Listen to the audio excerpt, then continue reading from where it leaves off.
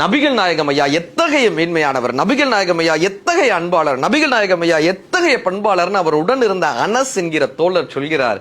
நபிகள் நாயகம் ஐயாவினுடைய பேச்சில் உடன்பாடு இல்லாத ஒரு மனிதர் தினமும் அவர் நடந்து வரக்கூடிய பாதையில் அவர் தலையில குப்பையை குட்டுவாராம், மாடியிலிருந்து குப்பையை குட்டுவாராம். ஒரு நாள் கூட நபிகள் ஐயா கோபமே பட்டதில்லை. அவர் புன்னகையை மட்டும் அந்த மனிதனிடம் வீசி சலாம் அலைக்கும் என்ற வார்த்தையை உதிர்த்து விட்டு வணக்கம் சொல்லிவிட்டு செல்வாராம். தினமும் இந்த சம்பவம் நடந்து கொண்டே இருக்கிறது. ஒரு நாள் அவர் அந்த குப்பையை அவர் தலை மீது கொட்டவில்லை. மறுநாளும் அந்த சம்பவம் நடக்கவில்லை.